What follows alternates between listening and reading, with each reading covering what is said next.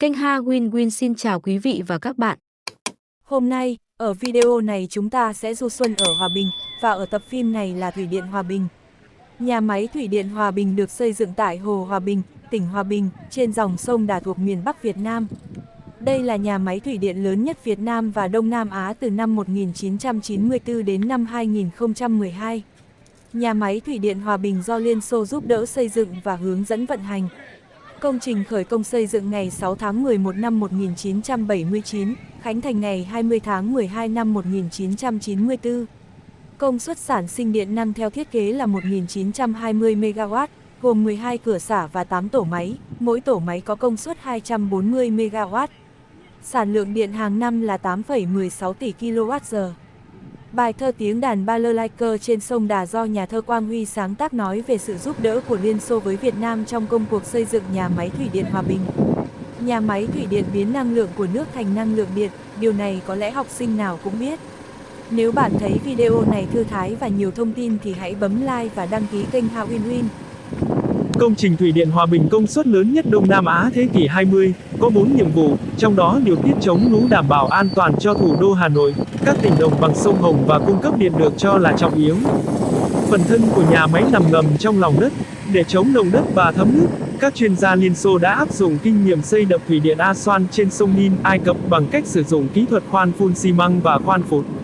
Các loại vữa sét được phụt vào nền cát, quầy sỏi nằm trong lòng sông, tiếp đó, khoan vào nền đá và phun xi măng vào toàn bộ các lỗ khoan trong đá để tạo kết dính. Phương pháp này được tính toán vì vùng Tây Bắc có những cơn địa chấn lên đến cấp 8, sự chênh lệch lưu lượng nước giữa mùa khô và mùa lũ lớn. Năm 1971 ghi nhận lưu lượng mùa khô 600 mét khối trên giây còn mùa lũ lên đến 14.800 mét khối trên giây. Đập xả tràn có 12 cửa xả đáy và 6 cửa xả mặt với năng lực xả tối đa 35.400 mét khối trên giây. Hồ chứa nước có dung tích 9,8 tỷ khối nước. Tại cửa xả lũ được xây những trụ bê tông hình kim tự tháp để giảm vận tốc của nước khi xả. Lực lượng tham gia công trình gồm 30.000 cán bộ công nhân, 5.000 chiến sĩ, 750 chuyên gia Liên Xô, 1.000 cán bộ ban quản lý công trình. Hoạt động chính của nhà máy vẫn được thao tác trên phần mềm chuyên dụng được các kỹ sư quản lý và theo dõi nghiêm ngặt. Trong 30 năm qua, Thủy điện Hòa Bình đã sản xuất khoảng 230 tỷ kWh. Thời kỳ đầu vận hành, điện sản xuất từ nhà máy chiếm khoảng 40% toàn hệ thống. Hiện nay, nhà máy thủy điện đang được mở rộng. Dự án nhà máy thủy điện Hòa Bình mở rộng được bố trí bên bờ phải tuyến đập thủy điện Hòa Bình hiện hữu tại phường Phương Lâm, thành phố Hòa Bình, tỉnh Hòa Bình. Dự án có quy mô công suất 480 MW, được khởi công từ tháng 1 năm 2021 do EVN làm chủ đầu tư, với tiến độ dự kiến sẽ phát điện tổ máy 1, tổ máy 2 trong tháng 6 tháng 7 năm 2025. Dự án được đầu tư xây dựng nhằm tăng khả năng công suất phủ đỉnh cho hệ thống điện quốc gia, khai thác tối đa nguồn nước xả thừa hàng năm vào mùa lũ của nhà máy thủy điện Hòa Bình hiện hữu để phát điện. Dự án nâng cao khả năng điều tần, ổn định tần số của hệ thống điện quốc gia, góp phần giảm chi phí vận hành, đồng thời giảm cường độ làm việc của các tổ máy hiện hữu, qua đó kéo dài tuổi thọ của thiết bị, tiết kiệm chi phí bảo dưỡng, sửa chữa. Đến thời điểm này, các hạng mục dự án nhà máy thủy điện Hòa Bình mở rộng đang được các đơn vị tập trung thi công với quyết tâm cao nhất, bảo đảm tiến độ và chất lượng dự án. Nhiều hạng mục đã được thi công vượt tiến độ năm 2023. Nếu bạn thấy video này hữu ích và hình ảnh chân thực thì tiếc gì một like cũng như bấm kênh Ha Win Win để nhận các video tiếp theo. Vâng, kênh Ha Win Win đi quay, là cả nước ta mới bước vào mùa xuân được 3 ngày, và khi video này lên hình là ngày thứ Tư.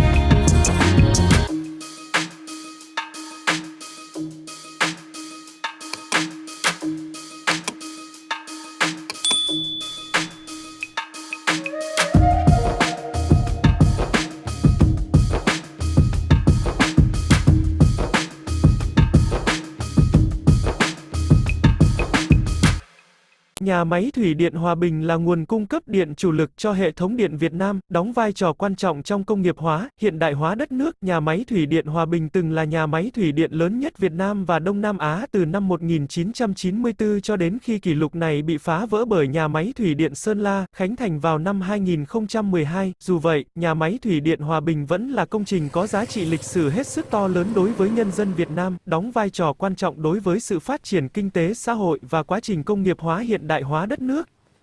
Nhà máy thủy điện Hòa Bình, công trình do Đảng và Nhà nước Liên Xô trước đây hỗ trợ xây dựng, là biểu tượng cho tình hữu nghị Việt Xô, là tấm lòng quý báu của nhân dân Liên Xô dành cho Việt Nam trong công cuộc đổi mới đất nước sau chiến tranh. Cũng chính từ những công trình như Thủy điện Hòa Bình, đội ngũ kỹ sư và công nhân Việt Nam đã học hỏi và kế thừa được kỹ thuật cao của các chuyên gia Liên Xô. Có khẳng định, công trình nhà máy Thủy điện Hòa Bình là một trong những biểu tượng cao đẹp nhất của tình hữu nghị Việt Xô.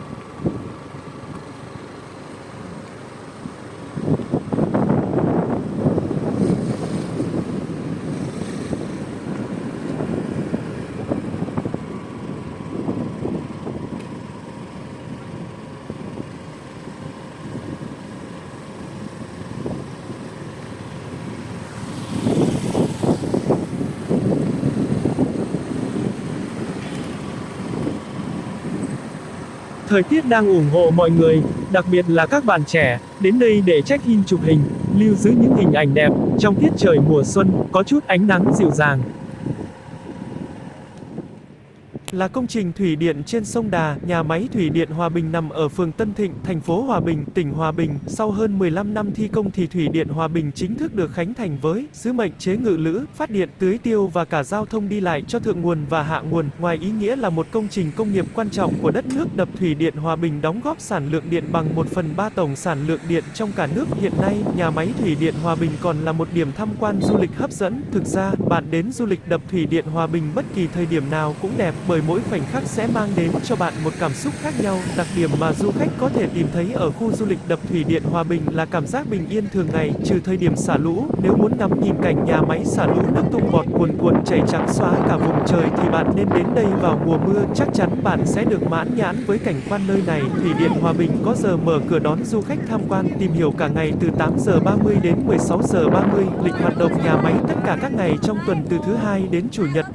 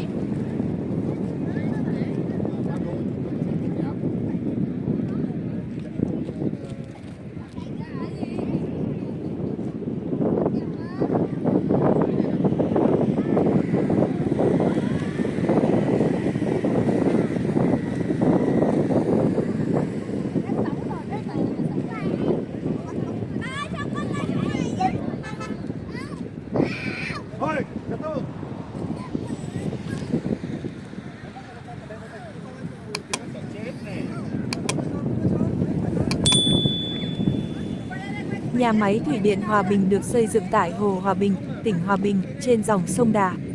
Đây là nhà máy thủy điện lớn nhất Việt Nam và Đông Nam Á từ năm 1994 đến năm 2012, cho đến khi nhà máy thủy điện Sơn La khánh thành. Nhà máy thủy điện Hòa Bình do Liên Xô giúp đỡ xây dựng và hướng dẫn vận hành. Nhà máy nằm cách trung tâm thành phố Hòa Bình chừng 3 km về phía Tây và cách thủ đô Hà Nội khoảng 70 km. Tuyến đường bằng phẳng, giao thông đi lại thuận tiện nên bạn có thể đi bằng xe máy hoặc ô tô. Con đập chuyển thế năng của nước thành điện năng thông qua các tua bin, nhưng nó còn vô cùng ý nghĩa tới nền nông nghiệp nước ta, đặc biệt là khu vực đồng bằng sông Hồng, nó chặn ngang dòng sông Đà, do vậy ngăn lũ lụt thiên tai xảy ra với các tỉnh đồng bằng Bắc Bộ, trong đó có thủ đô Hà Nội. Mặt khác, việc tích trữ nước và xả có kế hoạch vào thời điểm tưới tiêu, con đập này đã mang lại lợi ích to lớn trong nền nông nghiệp Việt Nam và các ngành kinh tế khác.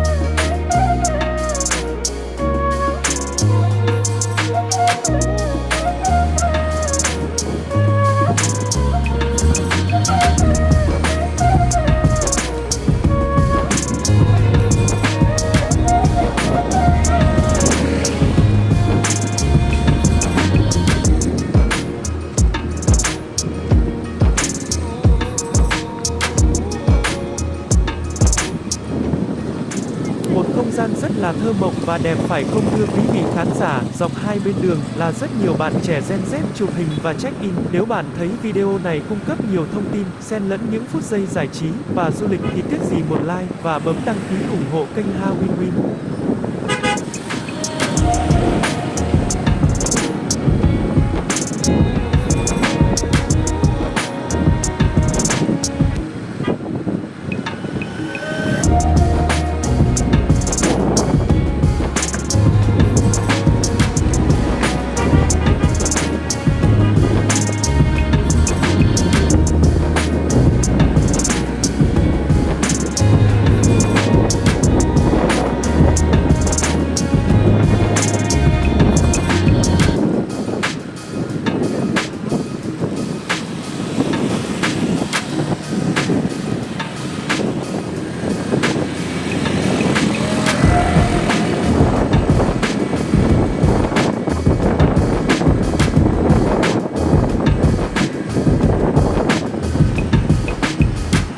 Đúng là một nơi để chiêm ngưỡng và tận hưởng cảnh quan hùng vĩ của núi rừng.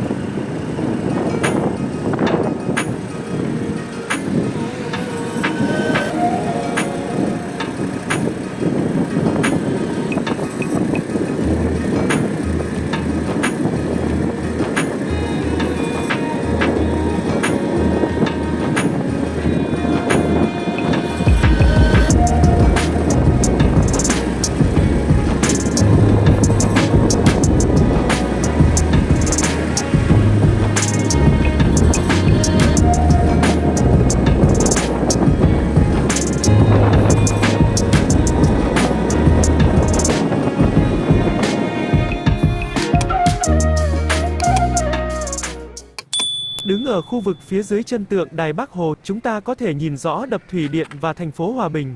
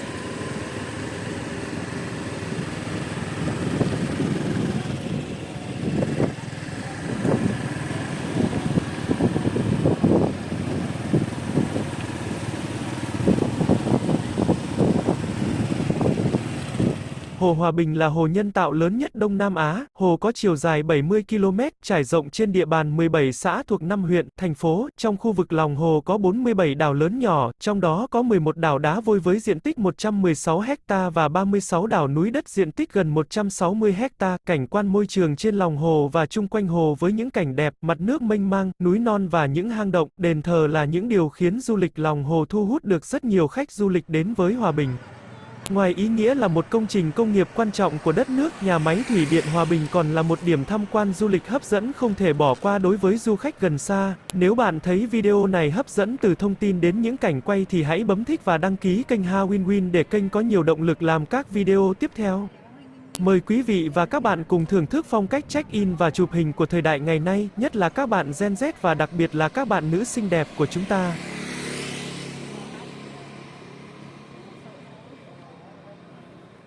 Có nhà báo kìa.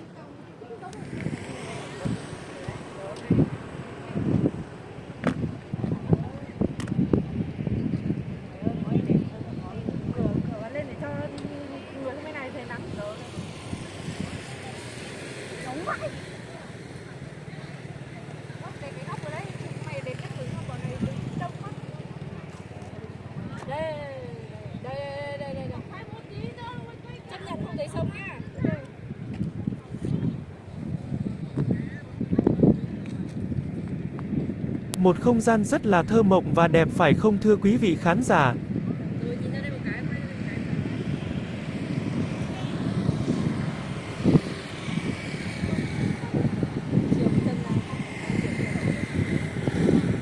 Chiều thôi chứ đừng có bắt chiều chân lên chứ.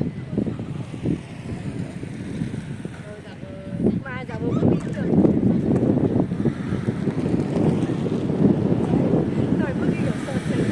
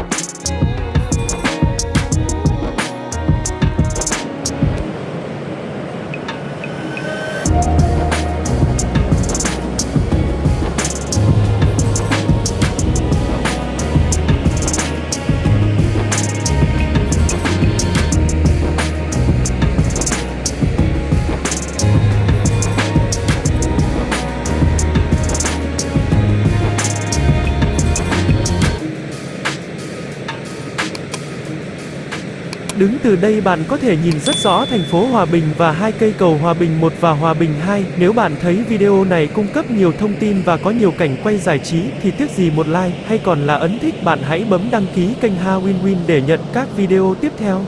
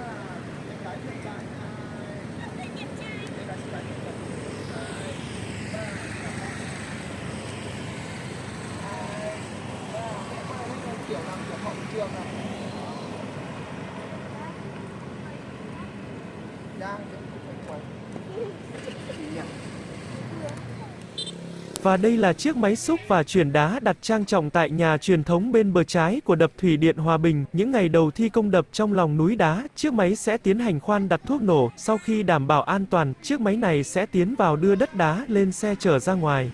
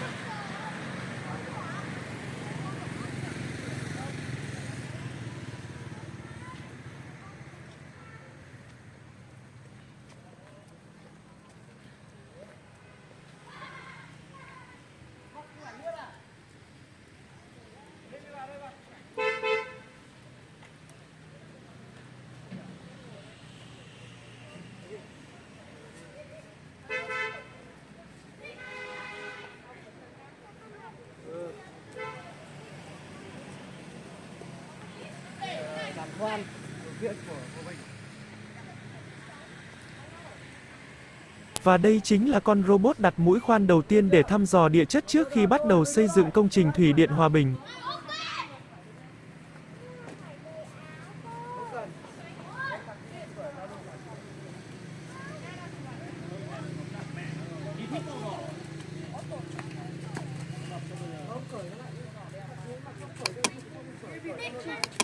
Được rồi ông ơi. Đúng rồi, đúng rồi. Nhớ cởi mặt sau nó lạnh. Thẳng đứng lên. Đi ra qua chú cô mày.